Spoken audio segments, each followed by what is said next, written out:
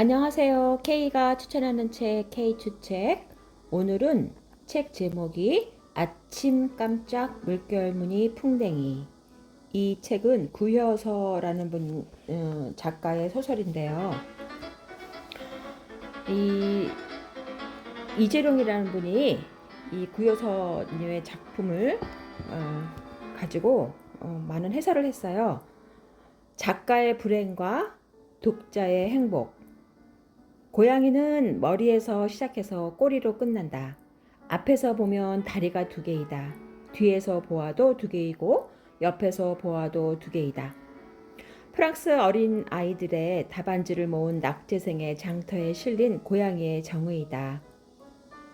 딱히 틀린 데도 없지만 이 답을 쓴 아이는 낙제를 한 모양이다. 이야기는 세 부분으로 구성되었다. 처음, 중간, 끝이 그것이다. 처음이란 그 이전에 다른 것이 있을 필요가 없는 것이고 끝은 그 다음 것이 필요 없는 것이다. 중간은 이 처음과 끝 사이에 있는 것이다. 이것은 아리스토텔레스가 시학에서 서사를 정의한 대목이다. 이야기를 고양이로 바꾸면 낙제생의 답과 크게 다를 것도 없다. 오히려 대상을 입체적으로 파악한 점에서 고양이 답안이 한 수 위인처럼 보인다. 소설도 고양이와 크게 다르지 않을 것이다. 그렇다면 머리에서 꼬리까지 순서대로 보는 수밖에 없다. 산행을 하듯 네 발로 밑에서 꼭대기까지 올라가는 것이다. 꼭대기에 올라가 숨을 고르고 아래를 내려다보면 숲속에서 내가 지나온 발자취를 짐작해 볼 수 있다. 올라오는 동안 보이지 않던 사이길과 계곡이 보인다. 마음의 산행은 그때부터 다시 시작되는 것이다.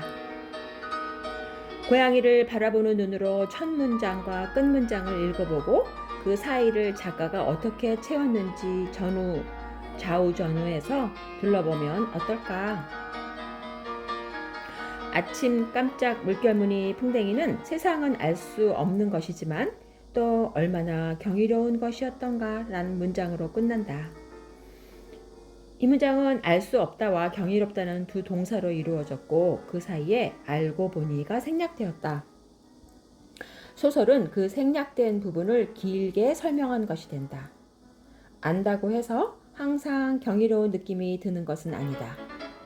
처음부터 알매의 목표를 향해 집요하게 달려가며 서서히 알아가는 방식이라면 경이라는 느낌까지는 들지 않을 듯 싶다. 경이는 평소에 상식적으로 판단해서 무심코 알매 목록에 치부했던 것이 뒤집힐 때 동반되는 느낌에 가깝다.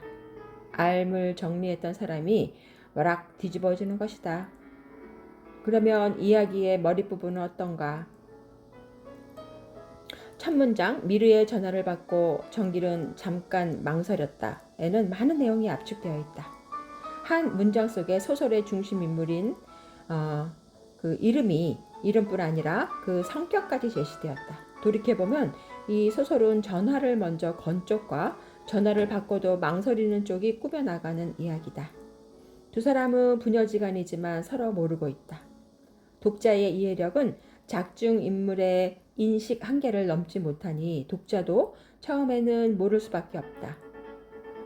작중 인물 혹은 독자를 무지해서 경위로 이끌고 가는 과정에서 구효서의 재능이 발휘된다. 우선 통화음을 타고 들리는 And is Magic World란 노래 제목이 경위를 준비한다. 미술의 세계는 전통 소설을 옥죄는 개연성으로부터 자유로운 세상이다. 20여 년 전 헤어진 첫사랑에게서 태어난 딸을 미국에서 우연히 만나는 일은 개연성이 희박한 비소설적인 이야기다. 그런데 And is a Magic World가 배경으로 깔리는 도입부에서 미르는 처음부터 가이드라는 느낌이 들지 않았다. 신이 나서 함께 여행하는 가족 같았다. 라는 정길의 느낌이 제시된다. 본격적으로 이야기를 구성하는 구여서의 소설 공법은 전체 이야기 속에 삽입된 작은 이야기에서 엿볼 수 있다. 나무 속에서 알 상태로 숨어 있다가 툭 튀어나오는 풍뎅이에 대한 이야기와 베링 해협에서 사소한 실수를 한 탓에 대륙이 갈라졌다는 전설이 그것이다. 풍뎅이가 툭 튀어나오는 표현도 경위와 어울리는 풍뎅이와 작살 이야기는 러시아 인형과 같은 식으로 만들어진 것이다. 작은 인형은 큰 인형과 크기만 다를 뿐 닮은 꼴이라 그것만으로 큰 인형을 머릿속으로 그릴 수 있다. 이런 식으로 큰 이야기 속에 자기 반영적 작은 이야기를 압축해서 넣는 방법을 프랑스 말로 미장 아빔이라고 한다.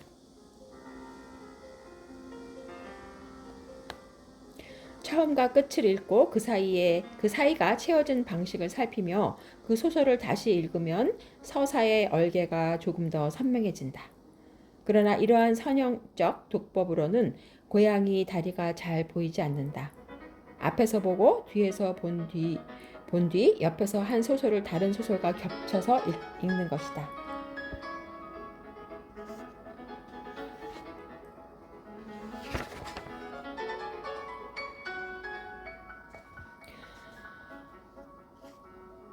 네, K가 추천하는 책, K 추책 이 구여서 이 작품은요, 구여서라는 분이 굉장히 소설이라는 만화 혹은 하엄이라고 해서 글을 쓸 때 굉장히 고뇌를 많이 했다는 그런 내용으로 지금 전개되는데요. 파자마 바람으로 아침을 먹고 파자마 바람으로 글을 쓰다 문득 글이 막히면 베란다로 나가 두개비고 세개비고 연달아 담배를 피웠다. 그럴 때마다 내가 나에게 했던 질문은 지금 내가 무엇을 하고 있는 거지? 였다. 창밖엔 새가 울고 비가 내리고 바람이 불었다. 책상으로 되돌아올 무렵이면 내가 무얼 묻고 무슨 대답을 얻었는가 까마득히 잊고 있었다. 잊고 또 글에 파묻혀 글을 쓰고 글을 읽고 파자마 차림인 채로 잠들었다. 꿈은 늘 악몽이었다. 16년을 그랬다. 글을 쓰지 않는 날은 거의 없었다. 왜 써야만 하는지 질문과 대답에 앞서 나는 이미 쓰고 있었다. 비록 모든 생산활동까지 심신을 up대기고 마모하는 일일지언정 노동이 소외되기 이전까지의 순수 생산활동엔 나름대로 발산과 소진의 섬광과도 같은 원초적인이랄까 그런 자멸적인 즐거움이란 것들이 있었을 것이다. 그런 거라고 생각했던 것 같다. 출생과 더불어 시작된 호흡이 존재를 서서히 산화시키며 긴 소멸의 불꼬리를 분출하는 것. 어쩌면 소설이 인생이 무엇일지 존재가 무엇일지 가르쳐줄지도 모른다는 생각을 했던 것도 같다. 아니면 내가 얻은 삶과 존재에 대한 단결들을 소설이 적절히 대변해 줄지도 모른다는 기대를 가졌던 것도 같다. 그래서였는지 한때는 소설 쓰는 일을 분석과 탐구로 여긴 적도 있었다. 어줍잖은 질문의 늪에서 오랫동안 허우적거리기도 했다. 그러나 알 수 없었다. 알 수 없었을 뿐만 아니라 알기 위해 혹은 알리거나 최소한 공감을 얻기 위해 소설을 쓰는 건 아닐지도 모른다는 생각이 들기 시작했다. 삶 자체의 눈물겨운 풍경들의 무작정 발끝을 채어 덩달아 자꾸 눈시울이 뜨거워졌을 망정 생애의 비위를 파헤치려는 치열성 따위에는 점차 미련이 없어졌다. 어느 순간부터 나는 확대경에 코를 박고 앞으로만 전진하던 그 내 걸음이 나도 모르는 사이에 뒷걸음질 치고 있다는 사실을 깨달았다. 확대경을 내리고 맨눈으로 뒤로 물러서면서 나는 또 다른 삶의 풍경이 그동안 시야 바깥에 감추어져 있던 풍부한 외연이 제 모습을 서서히 드러내는 걸 보고 놀랐다. 그게 벅차서 또 쓰기 시작했다. 천상 파자마는 수위가 될 때까지 영 벗어나지 못할 것만 같다. 아니 그렇게만 될 수 있다면 소설가로서는 큰 축복이 아닐까? 16년을 작가 활동을 하면서 쓴 소설 중에 하나가 이 아침 깜짝 물결무늬 풍뎅이인데요. 여러분도 이 책을 한번 읽어보기를 추천드리고요.